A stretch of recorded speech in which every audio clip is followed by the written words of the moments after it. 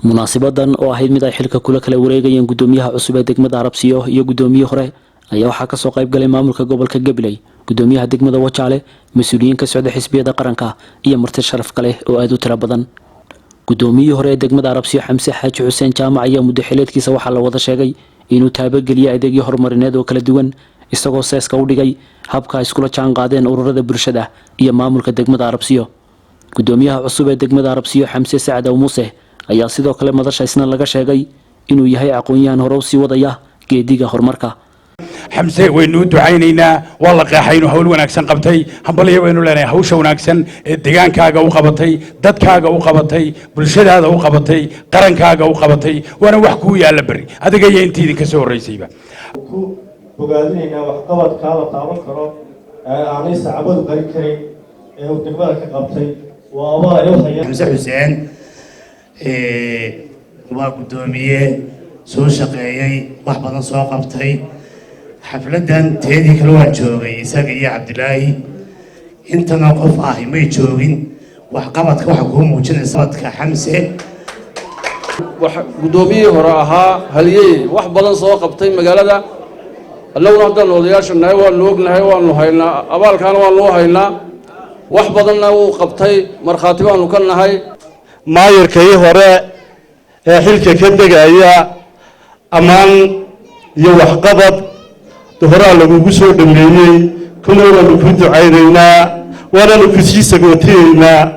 taariikhdaana qori doonta wixii aad qabatay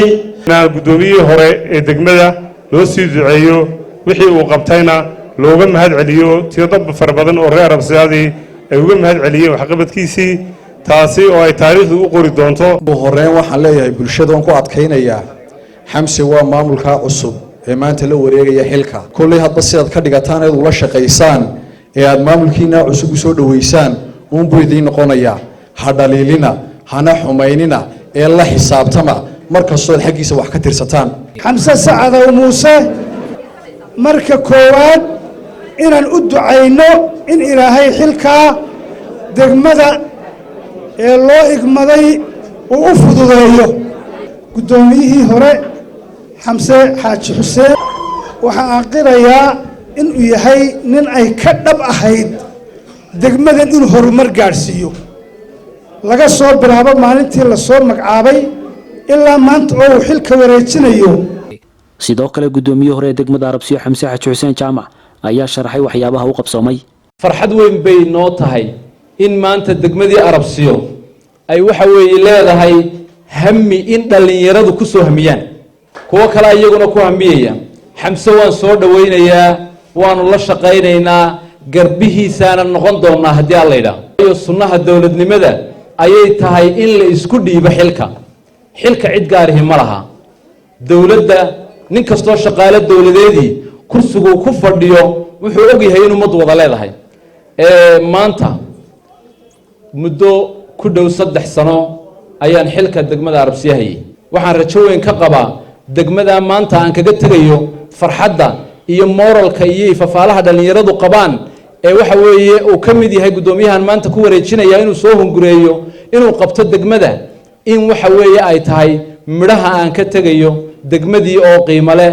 oo waxa weeye la xiisaynayo in maamulkeeda la qabto in maanta aan ka tago farxad weyn bay ii tahay. ugu dambeyntii gudoomiyaha cusub Dr. Xamse Sacad Muuse ayaa sheegay inuu dadaalo kala duwan muujin doono isagoo bulshadana ka codsaday inay xilka ugu duceeyaan. aad badan u maasantiin ka soo qaybgalkaad nagala soo qaybgalaysaan xafladan aan maanta kula wareegayo xilka culayskiisa leh inaan idin noqdo hormuudka hoga tusaalaha idin hagi doona idin jeexi doona wadooyinka horumarka muddadaan xilka joogo. waxaan ugu mahadnaqayaa maamulkii igu horeeyay oo wax qabad la taaban karo ka taabtay intuu hadlayay kana geystay degmada waxaanan anigu idin ballan qaadayaa inaan waxqabadka uu geystay halkiisa kasii anba qaadi doono wixii u dhinaa aan ku biirin doono waxyaabaha qaar laga yaabo inaanay ugu jirin qorshihiisa muddooyinka soo socdana aan u noqon doono ibafur wanaagsan aan noqon doono sahamiyo wanaagsan idinkuna aad noqon doontaan kuwa igu garab gala iskay berber taagana. gabagabadii bulshada degmada Arabsiyo ayaa gudoomiyihii hore degmada Arabsiyo Xamse Xaaji Xuseen Jaamac gudoonsiyay shahaado sharaf iyo abaalmarin ay ugu mahadnaqayaan tallaabooyinka horumarineed ee uu magaalada Arabsiyo iyo nawaaxigeeda ka sameeyay. waa Jacfar Cawil Hereeri telefishinka Sahan degmada Arabsiyo ee gobolka Gabiley.